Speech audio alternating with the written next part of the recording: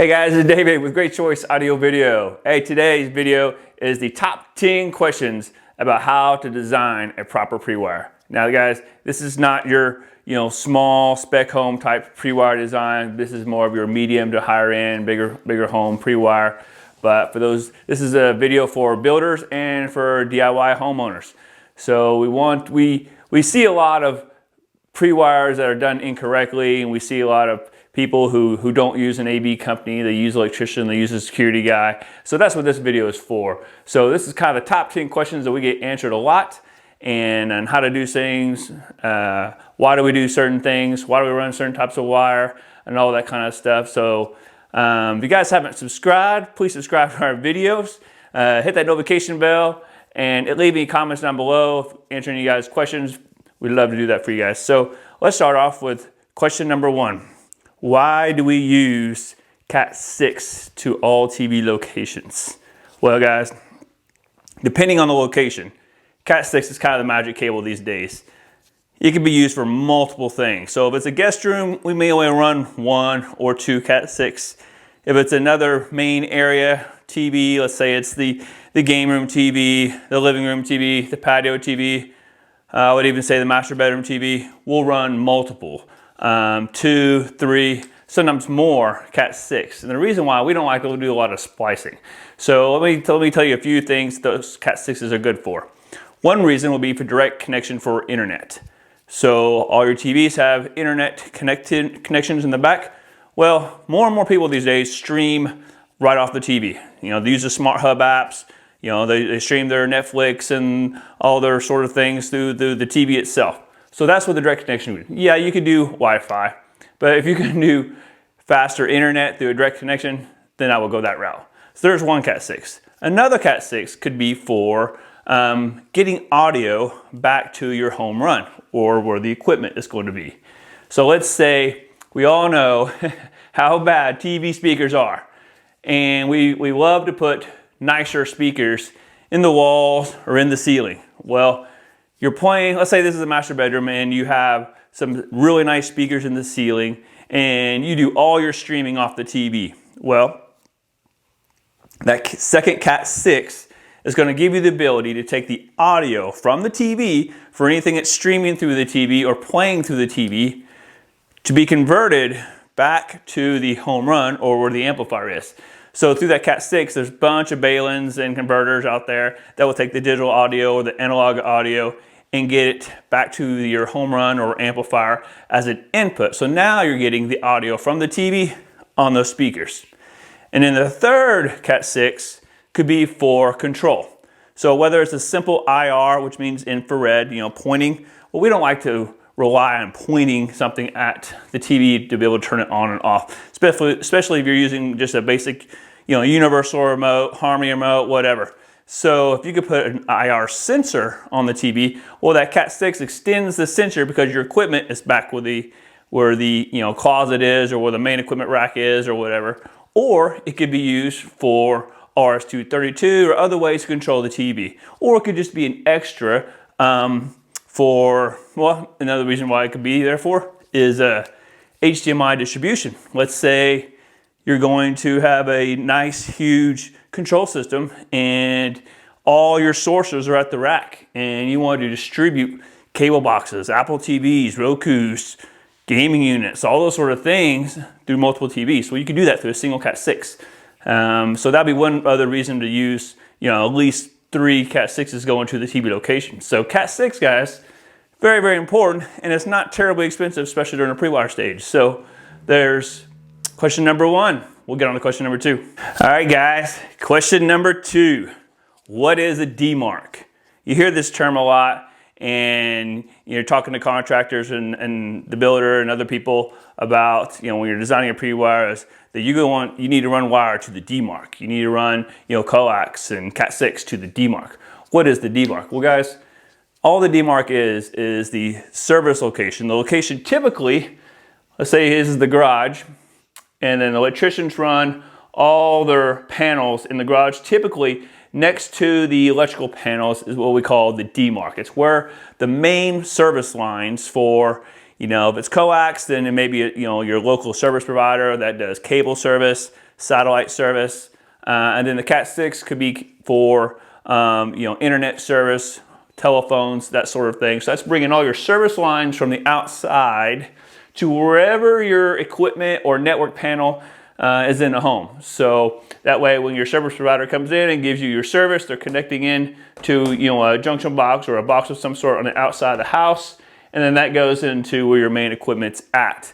So and a lot of times now, guys, you know, we're running more than Cat6, you know, because we're getting faster speeds with internet, we'll run fiber. And if we're not able to run fiber during the pre-wire stage, at least now we're running conduit or Smurf tube to this outside location, so that way the local service provider, when they come in and run fiber, they're able to get down the same path because you were able to put in a Smurf tube or a piece of conduit going to this DMark location back to the closet or home run area where all the equipment's at.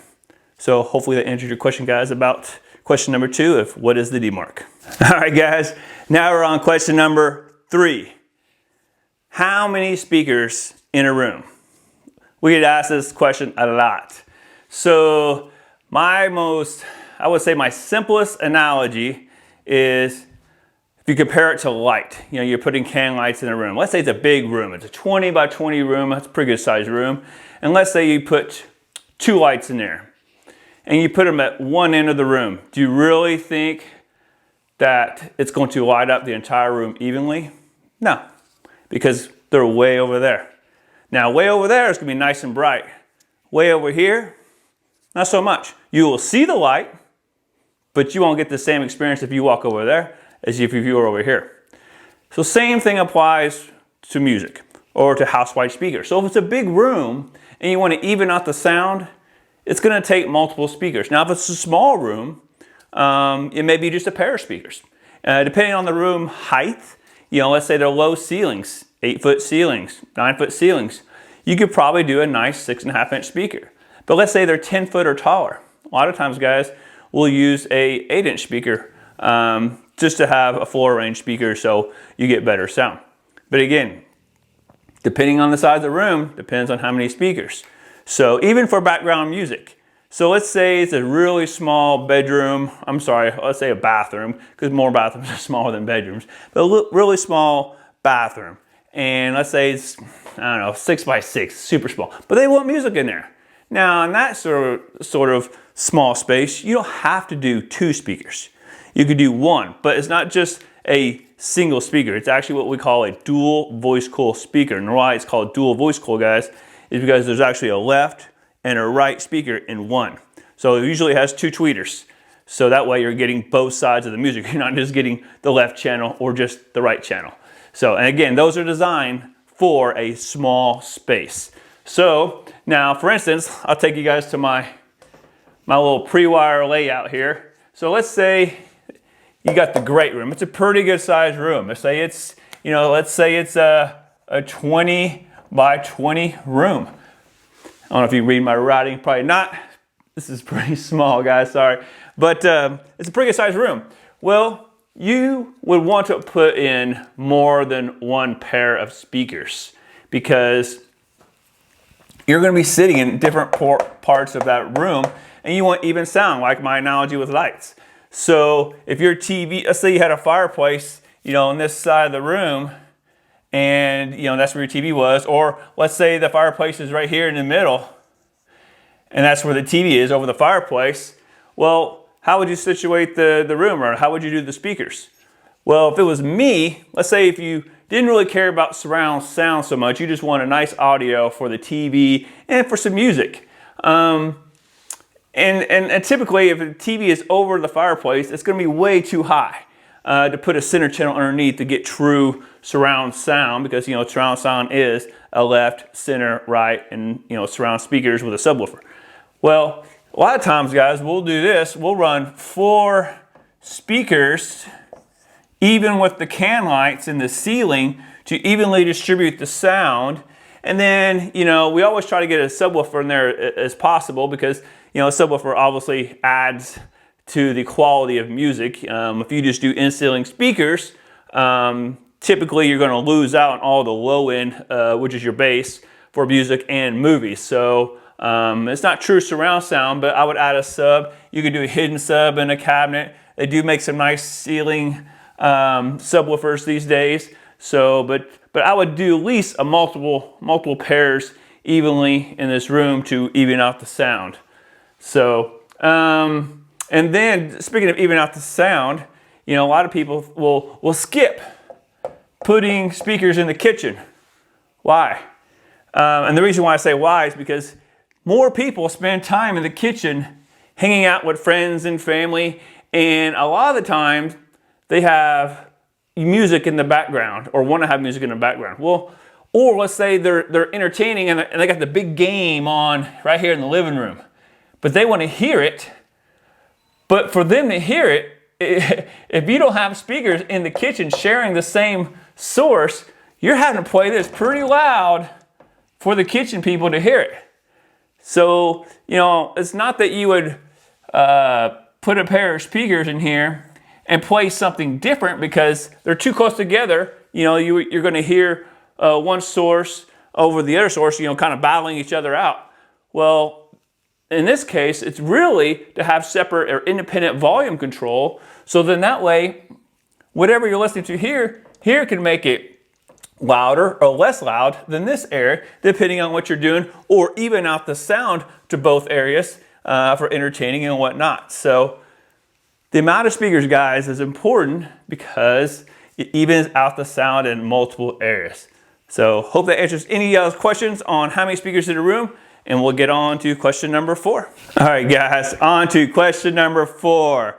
And this is, what is Dolby Atmos movies and music? Well, guys, if you have never heard of Dolby Atmos, it's another format of audio that adds just a more immersive sound. You know, it adds, you know, more height to the ceiling. It adds better separation for the speakers that are down low for your surrounds, because those are supposed to be ear level. So it adds different elements or variances of height, I guess, by adding speakers above you and below you, around you. So there's multiple Dolby movies out, tons more movies coming out these days.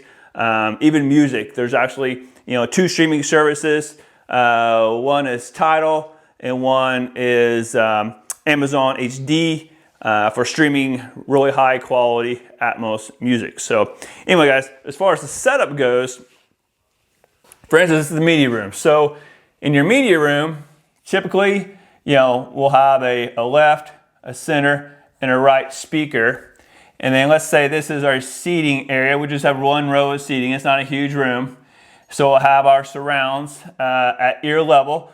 The best possible place is, you know, pretty much right next to them, or just a little bit behind them actually. So you got left, center, right, right rear, left rear, and then, you know, we got 1 sub. Well, depending on the size of the room, guys, you want to use more than 1 sub because you're trying to even out the room. So a lot of times we'll use 2, 3, 4 subs or more, just depending on the room. So, but this room we just have 1 sub, so we have what we call 5.1. Well, let's say we're gonna make this a Dolby Atmos room. So now we're gonna add just above or a little in front of the seating area a pair of speakers lined up with the front speakers, right over my word there. But now that's Atmos. So Atmos is going to add, you know, immersive sound for movies and music, and it's a big old difference. If you guys have never seen an Atmos demo, please do. There's even theaters out with Atmos setup, so look those up. But if you guys are pre-wiring for a media room, I would definitely recommend doing at least 1 pair of Atmos. If you guys have questions as far as exactly how to lay out your speakers for Atmos, just go to Dolby.com. It's got your layout exactly on all the different configurations, so you make sure you're doing it right, and you know how to line up with the left and right speakers, and how much in front of the seating area, and then depending on how deep your room is, if you're doing multi-level seating, if you can add more than 1 or 2 pairs of Atmos or surrounds and that sort of thing. So there's 9 channels, 11 channels, 13 channels, you know, of receivers out there and preamps. So lots of ways, lots of configurations, guys. So if you're not doing Dolby Atmos, you should. because it's definitely an experience that you'll enjoy. So hopefully that answers y'all's questions about Dolby Atmos and movies. All right, guys, we're on to question number 5.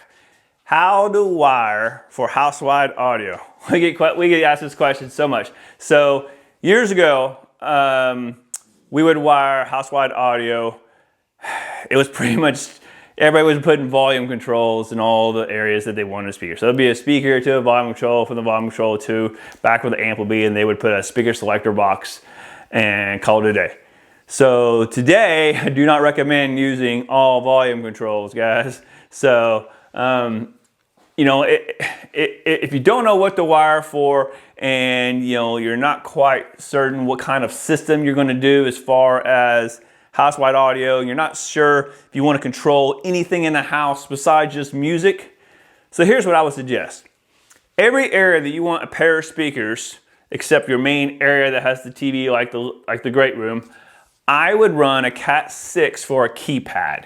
The reason for that is there's multiple systems out there that do a keypad 6-zone, 8-zone system that's super nice, super easy to use, super easy to configure, and it gives you more control than what a volume control could ever give you, guys. So let's say you got a pair of speakers in the kitchen. So let's say this is our home run closet right here, okay? This is where all the equipment that is going to run the house is going to live. We're going to have an equipment rack in this closet that's going to run the entire house. So let's say we have a pair of speakers in the kitchen. Let's say in the garage we like to work on and tinker with things. So we want a pair of speakers in the garage. And let's say in the patio, we want a pair of speakers in the patio.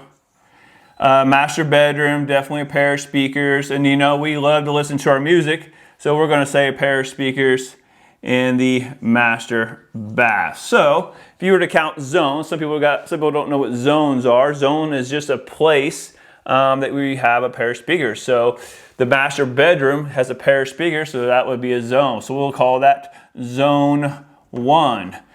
And then the patio has a pair of speakers. We'll call that zone 2. The master bath has a pair of speakers. That will be zone 3. Kitchen has a pair of speakers. We'll call that zone 4. The garage has a pair of speakers. We'll call that zone 5. And like I said, guys, a lot of your multi-channel amplifiers that do house-wide audio usually come as 6 zones. So this is only 5. We don't have to do another one, but why not? So let's say office. It's going to have also a pair of speakers. So now we have 6 zones.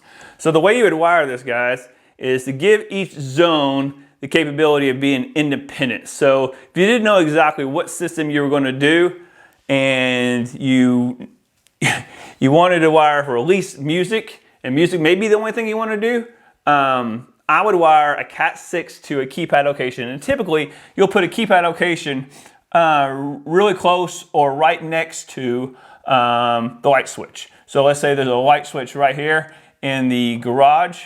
So from here, you would run a Cat6 all the way back to this home run location to the equipment rack.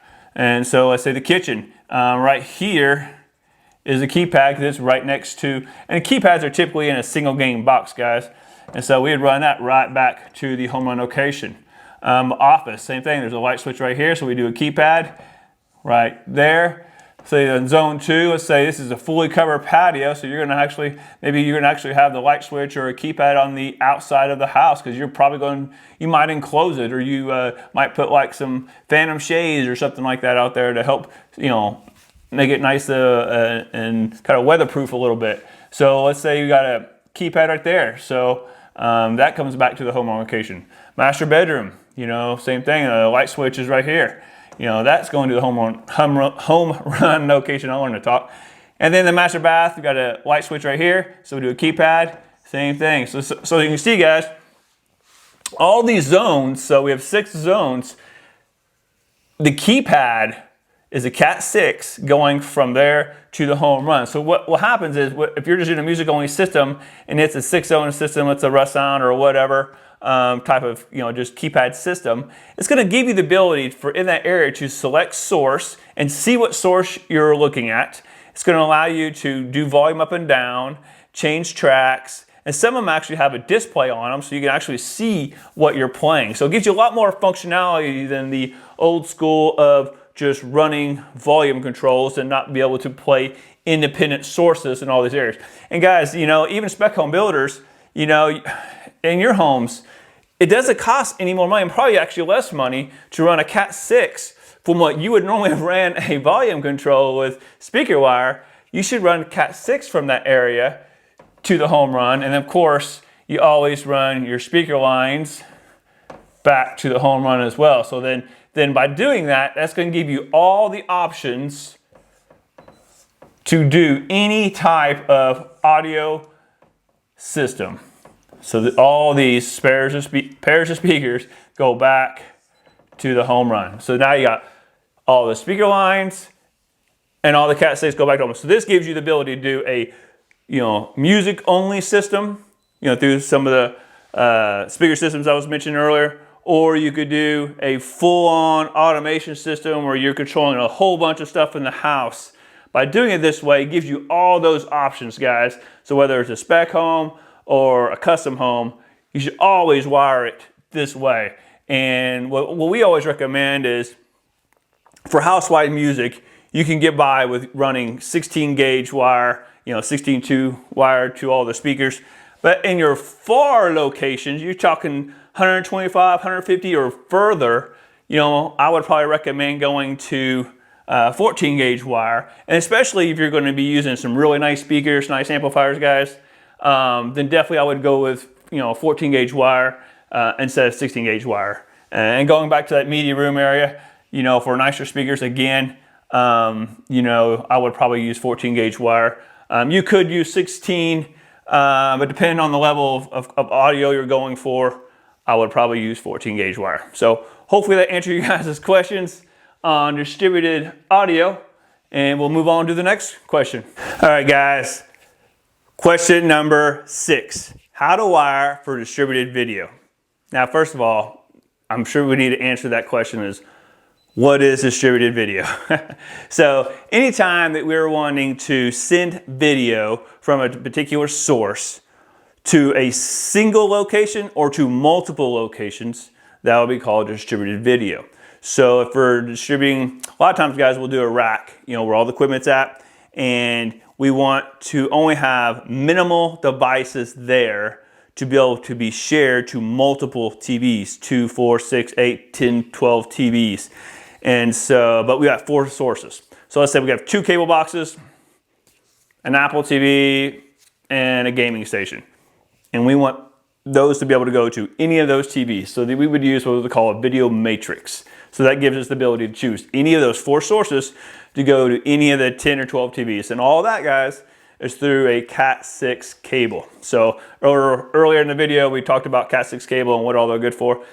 Video distribution is definitely one of those reasons why we use it. So, for instance, so let's say, on the patio, we're putting a TV in this corner here, and then the master bedroom, we're putting a TV here. So earlier when I talked about, running Cat6 and maybe how many you would run to each location, here's a perfect example. So let's start with the patio. So I would probably run 3 Cat6s, and we would run those from here to the home run location. And the reason why is because it gives us all the options that we would need to control the TV through one Cat6, to have direct connection through one Cat6, to be able to get the audio from these speakers, from the TV onto those speakers through a Cat6, or one of those Cat6 could be through video distribution. Let's say this particular client or person loves to entertain, and they want to make sure that when they're having the big Super Bowl party or whatever, that they want to make sure that cable box 1 or one of the cable boxes is going to all these TVs. So let's say it's going to the patio TV, the great room TV. Let's say we even had a TV in the kitchen, and keep a TV in the office. So let's say that those 4 areas, 1, 2, 3, 4, those 4 areas, let's say, had a TV in them. And when we entertained, we want to make sure that that cable box was exactly the same in all those areas. So I don't know if you guys have ever done this before, but if you're watching sports, for instance, and you go put on the game in one room, and you put on the same game, same channel in another room, but 2 different boxes, does the audio line up? No. One of them, and it's kind of a funny story, we used to do special events years ago, and we had like a place where, you know, we would have people come in and they would rent it out and they would watch, you know, the big game, and they would bring all their friends, and then they would bring all the food and the drinks and whatnot. And so anyway, there were 6 different rooms, and each room had its own cable box, and they would all go to the same channel to the game, and you would always hear 1 or 2 of the rooms cheer way before, sometimes several seconds before the other rooms. It was like a big spoiler, because they would start cheering before the other rooms, and they would know by their cheers that they must have scored a touchdown, or they must have scored whatever. So that's when video distribution using a matrix really is nice. So if you do entertain and you don't want your party to crash like that, where one area is cheering before the next, and you want all your friends and family to cheer at the same time, then a matrix is what you need, because that allows you to distribute that same cable box to 4, 5, 6, however many TVs you want through the matrix. So sometimes people don't understand a matrix, but that's one of the main reasons of having a matrix, is to share sources to multiple TVs. So especially when you're talking, you know, a big house that's got tons of TVs, and you don't want to have an Apple TV, a cable box, and Roku's, and all these different sources on every single television. You just want a couple of them in the rack, and then distribute those anywhere. That's where a matrix really comes in play. And so running Cat6, like I said, guys, Cat6 is so important. Running Cat6 to multiple Cat6s to each TV location really comes in handy, especially when you're running them all to a central location where the equipment's going to be. It's going to make life so much easier for you guys. So hope that answers your questions about video distribution. So we're going to get on to question number 7. All right, guys. Question number 7. So, network. A lot of people neglect the network. You know, I think we're streaming way more than we ever have before. Matter of fact, a lot of people do cutting the cord. So they're using their TV to stream other apps. So they're using an Apple TV, a Roku, whatever they're using to stream. And then they're using, you know, their laptops and iPads, and the ability to have higher speeds, Wi-Fi speeds, is getting more and more common in a lot of areas. So, but especially these houses that are, you know, bigger homes, just medium to bigger homes, you know, they're forgetting, the builder or whoever is not really paying attention on, you know, the necessary things to do for Wi-Fi or for direct connection. So if I could have anything directly connected, I would. So that's one reason why earlier, guys, we've talked about making sure that your TVs all have a direct connection, because if you are streaming from those TVs, I would much rather have a consistent direct connection than worry about Wi-Fi, because I'm not going to get into certain brands of TVs, but certain brand TVs have terrible Wi-Fi cards built in them. They're always disconnecting from the network. I know I've had some, and I'm sure you guys have too, and it's so annoying. So if you could directly connect it, why not? So that's another reason why, guys, I would run multiple Cat6 to TV locations.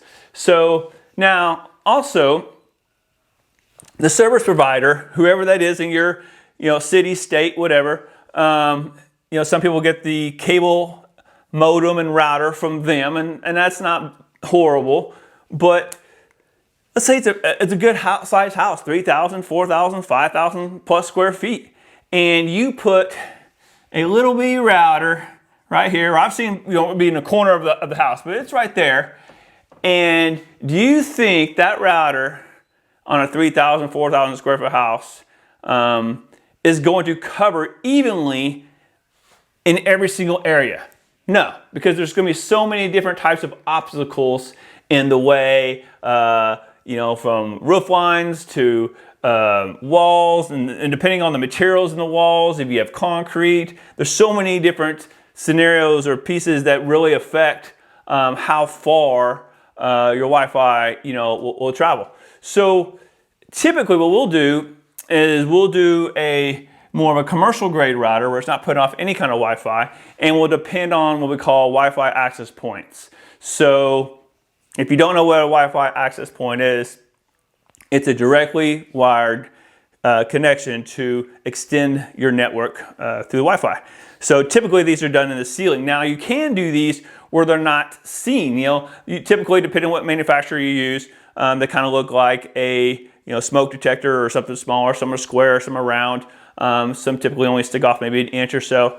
But you can put those. They make enclosures now for certain brands. I know one of the brands that we do through Access Networks, they actually have an enclosure that you can put in the ceiling to mount your access point. So then it has a cover that goes over it, which can be painted the same color as the ceiling. So it doesn't really affect your Wi-Fi signal at all. It's made for that. But it's also something not sticking off the ground, or I'm sorry, off the ceiling. So a lot of people like not seeing extra things off the ceiling. So that's one great way with access points that you can put them in an enclosure and make them flush with the ceiling, or you can just mount them to the ceiling. So anyway, so let's typically what we'll do is, the areas that you would need Wi-Fi the strongest is typically what we would try to strategically place these in. And because they are exposed, or most of the time mounted to the ceiling, you want to put them where, everything around it can connect to it.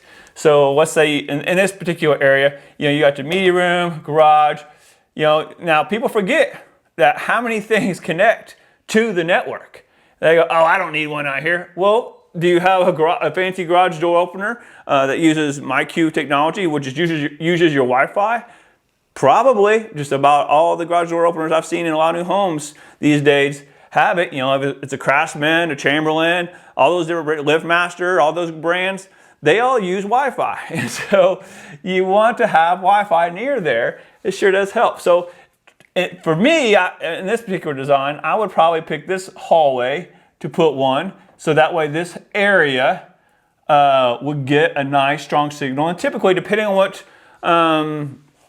type of access point you guys use, we try to say around 1,000 to 1,200 square feet max is kind of the area that an access point would cover. So if you want to use easy math, let's say it's a 3,000 square foot home, you say an access point covers roughly 1,000 square feet or so, I would probably say 3 access points.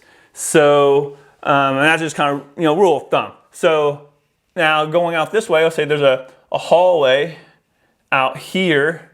I would probably put an access point near the master, so that way the patio is getting it. Now depending, guys, we do a lot of outdoor audio and outdoor video and things of that nature. And so if you know that you or your client is going to be doing things outside, like a big pool, and they're going to be controlling music or watching TV or just having lounge areas that's out on the other side of the pool that has an area for them to relax, and they got their iPad or tablet or a laptop out, or want to just enjoy, just being by the pool, but be able to, still work maybe or whatever, then they're going to need some good Wi-Fi. Well, people forget that there are outdoor access points that can be mounted on the outside of their house, or even, further on. I know we've done, direct barrel Cat6 to a location further out from the house to hide an access point, so the people on the other side of the pool would get really strong, nice Wi-Fi. So some of those things you got to think about. So, and then, I would probably have one here, and then, maybe one towards the front of the house, towards the office area, or outside. So, guys, this, Wi-Fi is so important these days, and direct connection is so important because we do so much on the internet. So just one thing that you just can't leave out during a pre-wire, because it really will make life easier when it comes to, I know there's mesh systems and things like that out there, but if you can wire it and it's in a new construction, why not? Because anything that's wired is definitely going to be better than relying on just wireless alone. Hope that answers you guys' questions on the Wi-Fi and wireless part. We'll see you guys in section number 8. What's up, guys? We're back with question number 8. So this is going to be about shades. So we do a lot of motorized shades these days.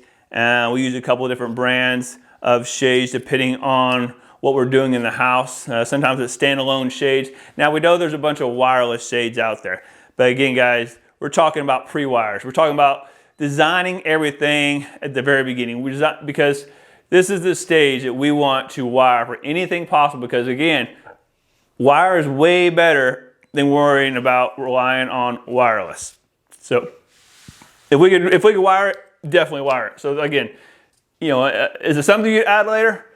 Probably. But why worry about batteries or lithium charging if you don't have to? I mean, if you could wire it for just, you know, a few cents on the dollar, and then when it comes time to adding these things, then it's a no-brainer. So anyway, so we want to do shades, and depending on the manufacturer, you may be running, you know, a 16-2 wire to run power for wherever the window's at. So you got, you know, a window here, no windows in the media room, and then you got some windows in the front office area. So let's say you got a few windows in the front, master bedroom, we got a window here, let's say.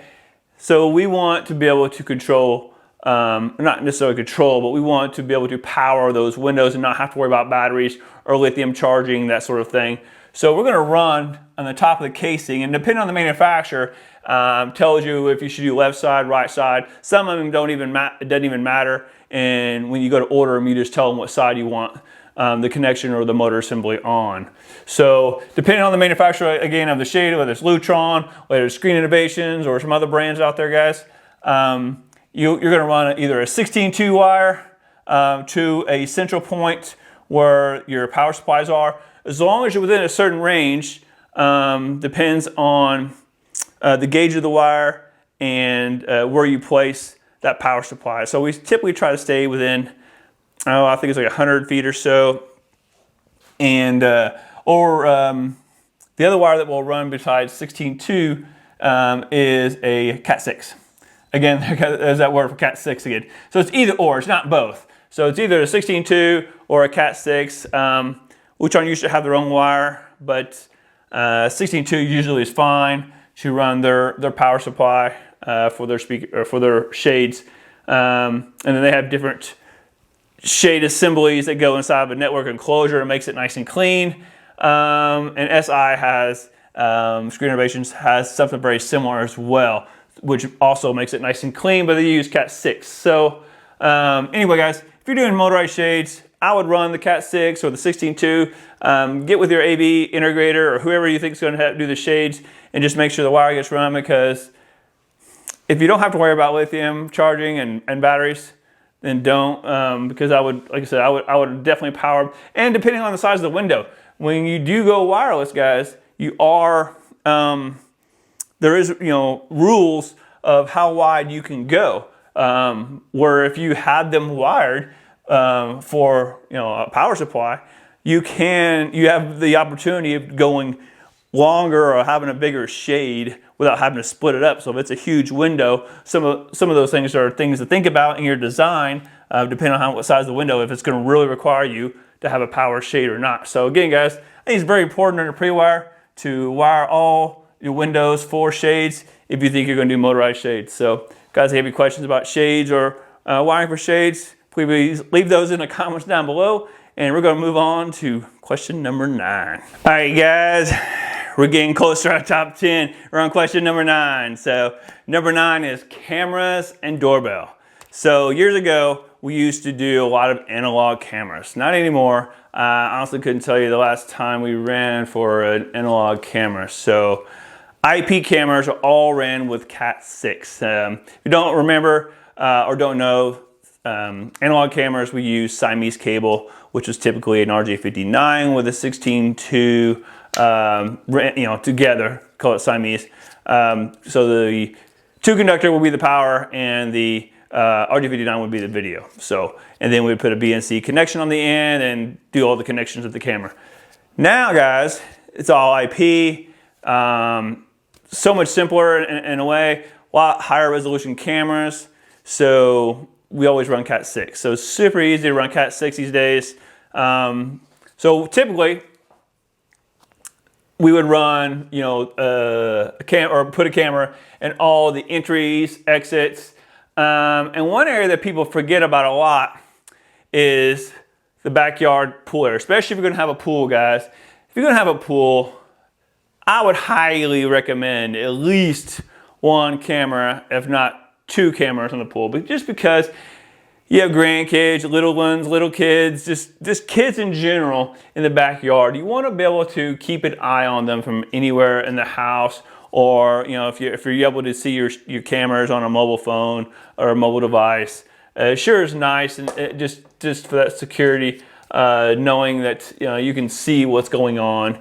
So, like I said, I would run Cat6 to all the camera locations. So you had, let's say, here's the pool area. You know, you would have one over here, and then you might even have one over here. If you had a gate, maybe you might put one on the gate. Front doors. Don't forget, guys, doorbells can be integrated. So we would run a Cat6 to a doorbell that would have a video camera built in.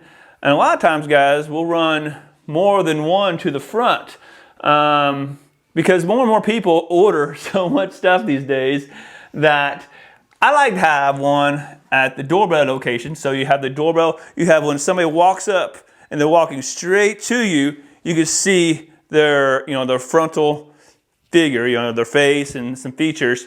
But you don't get to see down low, especially if you have packages that are always delivered. It's good to have two cameras on the front door, one for the doorbell and one above. And the one above, you know, let's say they're, you know, someone's standing at the door, it kind of helps see behind them if they have their hands behind their back, but also sees down low if you do have any packages that were delivered by the front door. So then it gives you the vision of, hey, I need to get those packages and get them inside, you know, and that sort of thing. So a couple cameras at the front door, garage. Some people actually like to put them in the garage to see what's going on. You know, if they got their favorite hot rod or whatever. But at least one on the outside of the garage, you know, for the driveway. You know, they can see who's parked in front of the garage. You know, that's a good location. You know, on the back patio, so they're seeing, you know, this is an entry door right there. So they can see, you know, anybody who would come in and or go out of there. And then, like I said, the side gate, pool area, but all those areas that's going to have a camera, it's just a single Cat6 cable, and you're, again, guys, you're just running these all back to the home run location. By running everything back to the home run location, when it comes time to system design and doing all the equipment, it makes things so much easier because everything's right there. Because guess what? Your cameras are going to need to be on the network. Well, if you already ran all your network, remember the DMark we talked about earlier coming from the garage, and which is your internet lines and cable lines, and you hook up to the internet in here to a Ethernet switch, well, then that gives you the ability to plug in all these things that need internet, like the NVR, which is your network video recorder, guys, for cameras. Puts that right on the internet, puts all these cameras directly on the internet, so it makes it easy to access in the home, away from the home, and then all those sort of things, guys. So these are some of the things that we look at when we're doing camera design. We'll make sure, like I said, all the entries, exits are covered. You know, pool area, at least one, depending on the size of the pool area, maybe two. You know, sometimes side gates, driveways, garages, inside garages. You know, some people like them inside the home. It's, you know, as preference. You may want it, you know, in the entryway, shining on the front door, so as they come through the front door. But, you know, most of the time, everybody wants to see before they get into the house versus inside the house. But, you know, we have done some for like a nanny cam, or they had an infant and wanted to keep an eye on the infant and just have that part of the system. So we've done that as well. So hope that answers any questions you guys for anything for cameras or doorbells. There's lots of cool cameras out there these days with all kinds of human in vehicle detection and different types of alerts and things like that. So definitely wire for cameras because it definitely makes a secure home and a peace of mind. So we're going to get on to the last question of the day, question number 10. All right, guys. Hope you're ready because this is now the last question for the top 10 questions. Question number 10 is outdoor audio video. Probably one of my favorites, besides home theater, of course, but outdoor audio video has come a long way these days as far as quality goes. I mean, you would never think that you could get the type of quality for music that you get inside, outside. There's so many manufacturers and a lot of them that we work with that make speakers that sound phenomenal for the outside areas. And so if you guys don't wire for it and you think you're going to have a great sounding system to entertain you, your friends, and family with this little Bluetooth speaker, ain't gonna happen. Ain't gonna happen. I mean, if you just like listening to music by yourself, guys, and you just want to carry a little Bluetooth speaker around, do what you want to do. But as far as you entertain, you want to impress, or you just want to just enjoy your music. You want it to sound its best, because not that you want to play it at concert levels. That's not what I'm saying here. If you want to entertain and play music that sounds its best, like I said earlier, with the amount of speakers compared to the amount of light, in a room, it's the same thing goes outside. So you guys need to make sure that we're wiring for audio and video outside. So for instance, in my little area here, I put a TV, so we're running multiple Cat6 to the TV location, back to the home run. And for the pool, so like I said, there's many ways to do audio around the pool. And and let's say, we want to surround the whole area the best that we can. And one thing with outdoor audio, guys, is that you can add multiple types of speakers, from 70-volt speakers to 4-ohm, 8-ohm, depending on how you're going to amplify them. It depends on what type of wire, the gauge of wire that we need to run. Typically, we'll run a minimum, if we're doing a pre-wire, and we don't know what we're doing as far as the audio goes outside for the audio around the pool or for the backyard in general, we'll typically run 4 2-conductor wires. And you're asking, why would you run 4? Because, that gives you the ability to do quite a bit of different things. Now, depending on how much power you need, how big the yard is, and how many speakers, some of these things you definitely want to think about and talk about with the homeowner or yourself or whoever is in the design. What are your expectations of this backyard? How loud do you want to play it? How good do you want it to sound? How many areas, that there's planter beds, and what do you want it to look like? Do you want to see a speaker? What type of music do you listen to? Do you like a lot of bass? All those sort of things. With this TV outside, do you think that you're going to be out here watching TV from the pool? Do you think you're going to have movie night from the pool on this TV or whatever? I mean, there's all these cool questions that you can ask somebody on how they're going to use this space. And so by knowing that, they say, hey, this guy, he wants to play it loud. He's got a huge backyard. He's got plenty of land, or doesn't care about his neighbors. But he's going to play loud, and he wants it to sound best. He wants, when he cranks his favorite 80s music up or whatever that may be, that it's going to sound its best and definitely going to impress. And so, we may run, several speakers, in the flower beds. Let's say we do have flower beds here to cover, all the areas. So you got a couple of them here. See, these are little flower beds on this side. Or let's say this is just a soffit. We could put a different type of outdoor speaker here that would face towards the pool. So we're surrounding the pool. And then, you could, alternate the subwoofers. You might put a subwoofer, like a direct barrel sub way over here, a 10-inch, a 12-inch, something like that, just depending on the level of performance that we're looking for. And this is a flower bed, so we direct barrel sub, couple satellite speakers. And then let's say we were doing another direct barrel sub in here with, there's no satellite speakers. Let's say we're doing, under the eave type speakers. to match the trim on the outside of the house, because again, guys, we said we had plenty of different types of speakers that we can mix and match for an outside space to get the looks and the performance that someone's looking for.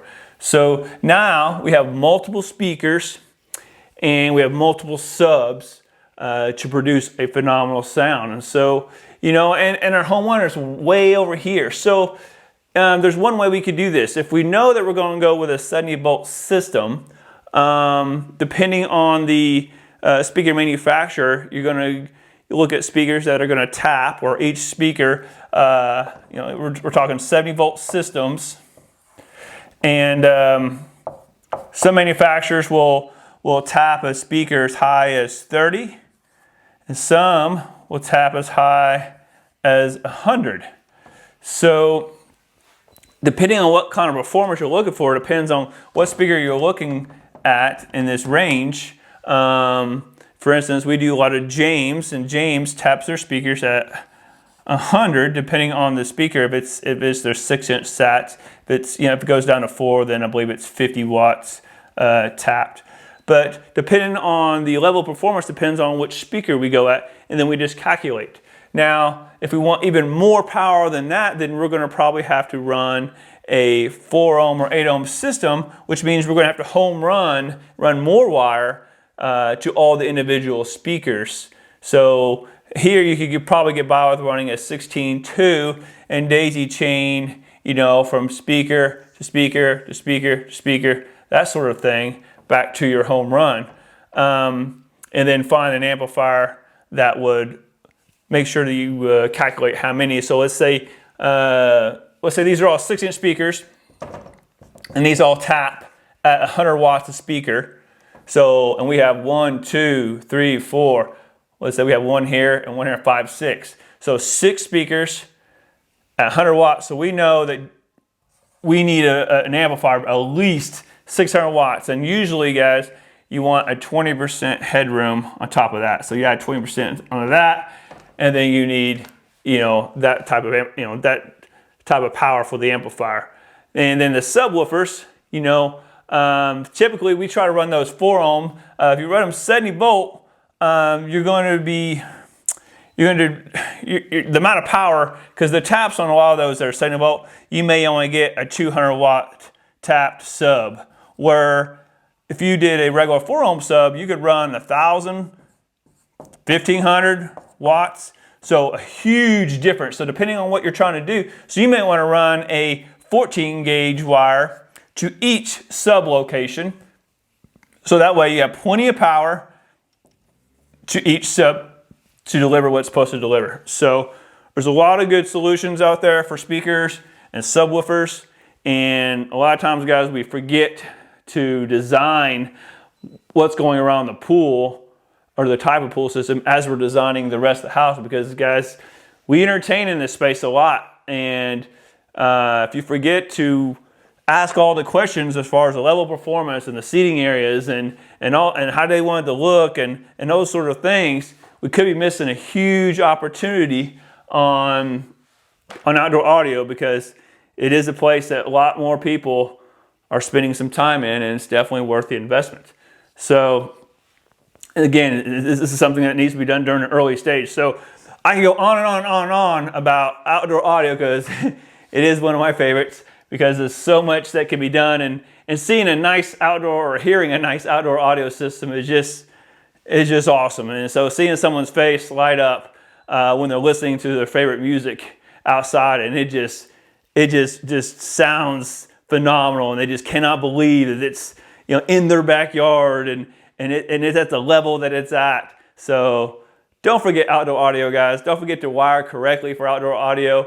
There's a lot of design that goes on. Make sure we're running the proper amount of wire, or the type of wire, because on your runs, it can really make a difference between a 16 gauge wire and a 14 gauge wire. If your amplifier is super far away, if you're doing a 70 volt system, 4 ohm, 8 ohm, that sort of thing. So hope I've answered some of you guys' questions on outdoor audio. If you guys, please leave your subscription. Don't leave a subscription. If you want to subscribe, please subscribe to our channel. We're trying to put out lots of different videos, at least 2 every week, trying to create good content for you guys. We got a lot of cool installs going on. Hopefully this snow in Oklahoma will melt soon with our -6-degree weather. So hope you guys are having a great day, and hope to see you guys on the next one. See you guys. Thanks.